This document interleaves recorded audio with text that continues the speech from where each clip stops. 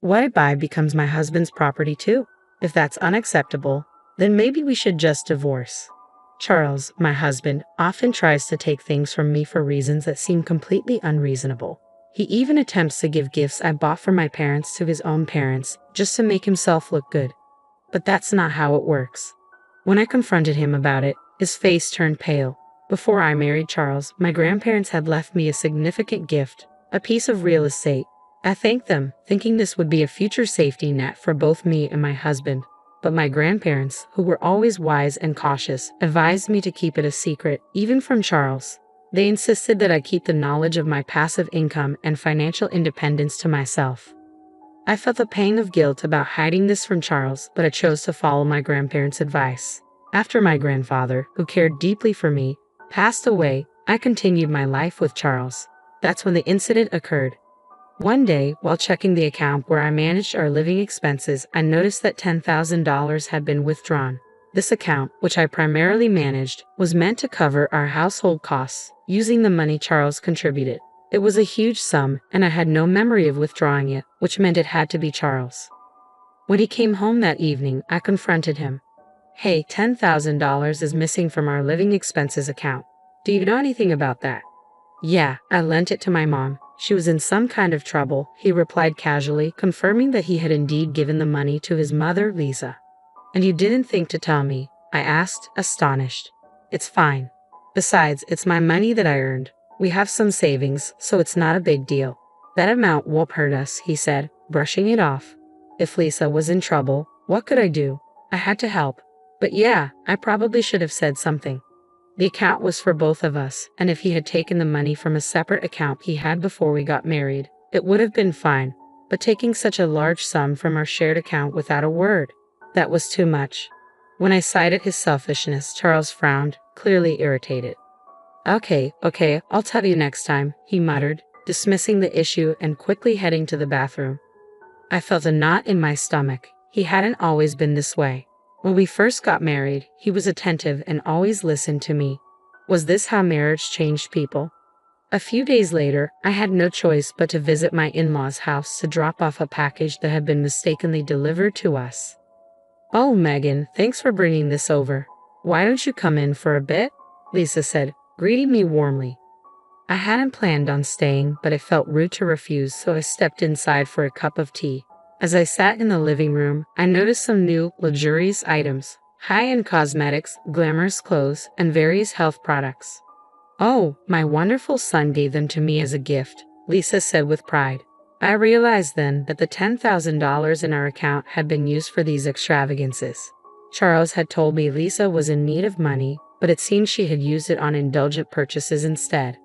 I couldn't help but feel uneasy knowing that the money had been spent on luxurious products for my mother-in-law. As I sipped my tea, unable to muster a smile, I noticed the shift in my in-laws' demeanor. Their cheerful expressions faded, replaced by a stern, almost threatening look. "My son is such a wonderful boy, always thinking of me and getting me these lovely gifts. But what about you?" my mother-in-law asked pointedly.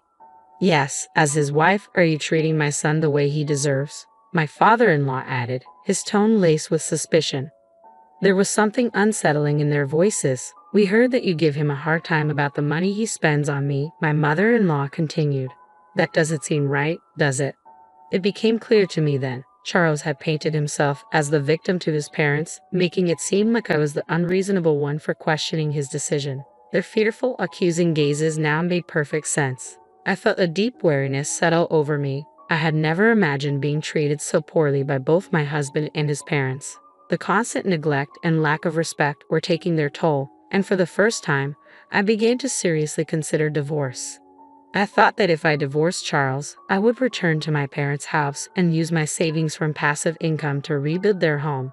The house, a two-story structure built over 30 years ago before my brother was born, had become too spacious and difficult for my parents to manage as they aged.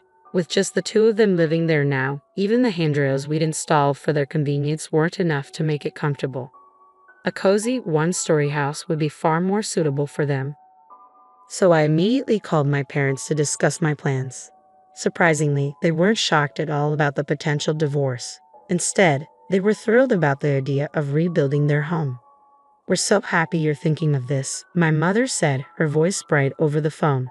Even if we won't be living there for long, it's wonderful knowing it's being done with your income, and you can take over the house afterward.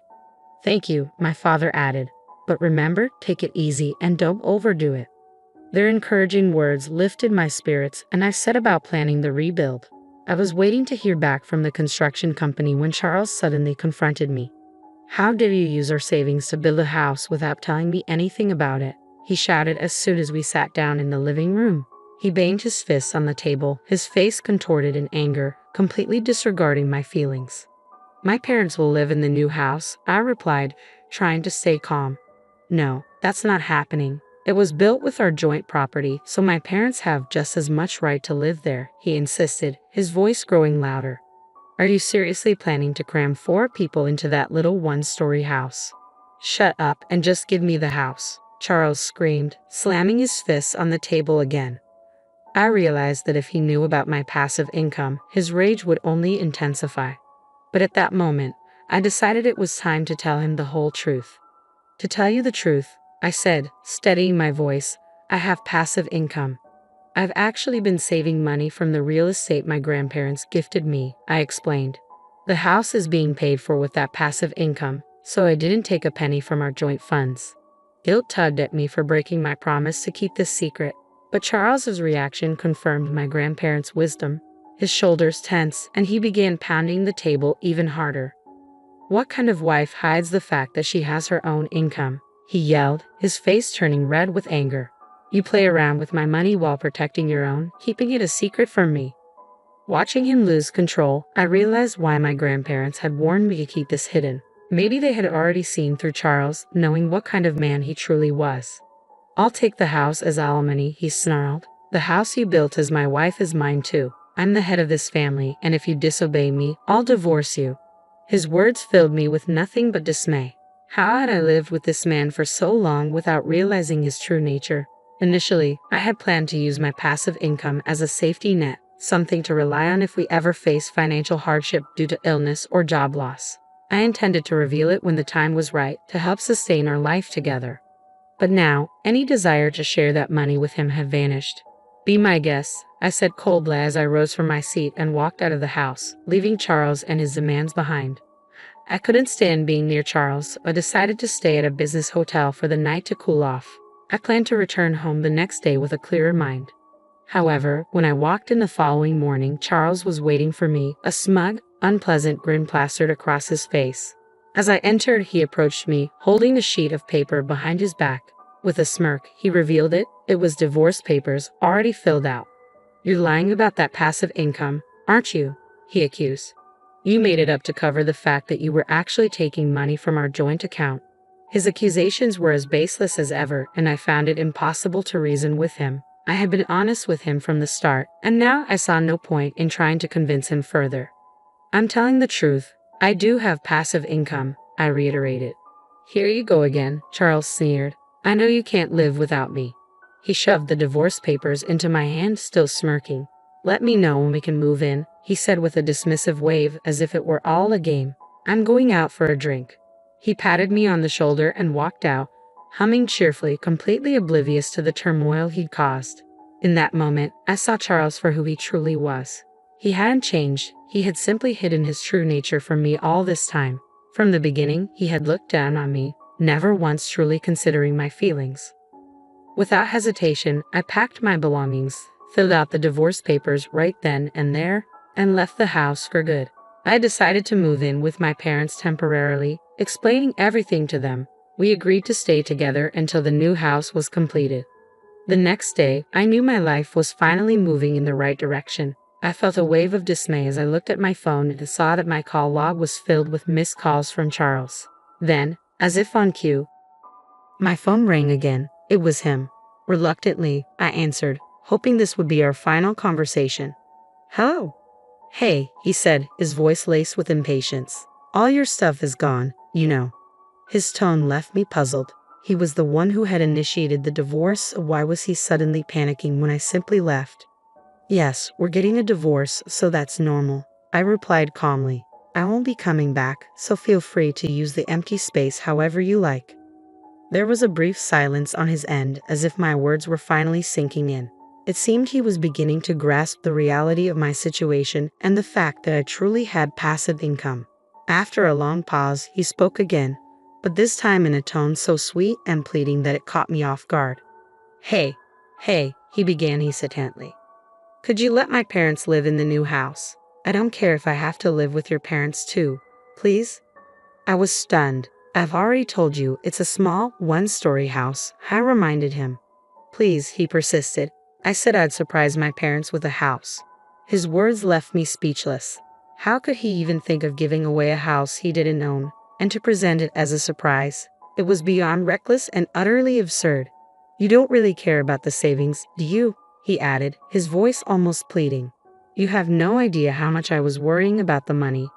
I couldn't believe what I was hearing. Charles was still trying to manipulate me, thinking only of himself and his parents without any regard for the truth or the consequences of his actions.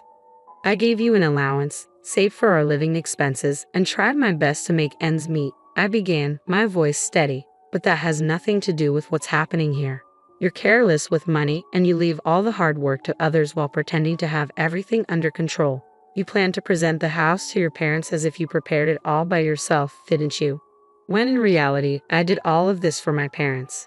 Charles suddenly fell silent, and my frustration only deepened. It was infuriating how he tried to take credit for something he had no part in, using my hard work and intentions to impress his own parents. He was trying to take advantage of my genuine feelings and seize what wasn't his.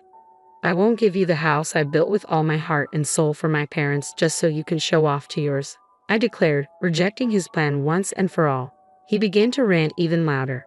But husbands and wives are supposed to help each other, he protested. I'll tell them you built it, please. We're not a married couple anymore, are we? I replied firmly. We're strangers now. I already filed for divorce. The shock in his voice was evident. You? Already filed it? Why are you so surprised? You're the one who asked for the divorce. I didn't think you would actually leave me, he stammered. Hey, let's start over. Let's talk it out and try to be a good couple this time. I couldn't believe what I was hearing. This was the man who had spent our savings on his own mother, threatened me with divorce, and belittled me until the very end. There was no way I would ever consider getting back together with someone like him. No, thank you, I said, my decision unwavering. Please give my regards to your parents. And with that, I hung up the phone, feeling a sense of finality and relief. I ended the call with a bright, resolute click. The following day, my phone was flooded with voicemails and messages from Charles, pleading for reconciliation. He claimed we could still start over, that he loved me, but I was certain his true motive was to access my property and fortune. To sever all ties, I promptly blocked all his contact information, including that of his parents. In the meantime, the house was completed, and my parents and I settled into our new, comfortable home. Life felt rejuvenated. Later, I ran into a mutual friend who knew Charles and shared the news of our divorce. She offered her sympathy and filled me in on recent developments concerning my ex. Charles had abruptly resigned from his job, claiming he no longer needed to work hard because he had acquired real estate. The company was unable to reach him, but he attempted to retract his resignation the next day. His bosses were furious, lecturing him about the trouble his sudden disappearance and incomplete notice had caused. They were particularly incensed that he hadn't considered the impact on his colleagues. Charles tried to fabricate an explanation for his actions, but it quickly became apparent that his divorce and reliance on my income were the real reasons behind his behavior. His lies unraveled, and the company refused to rehire him. It was ironic that Charles, who had once dismissed my passive income as a lie, was now trying to exploit it while parading his ill-gotten gifts to his parents. He never thought about me or our future. Reflecting on this, I felt nothing but relief.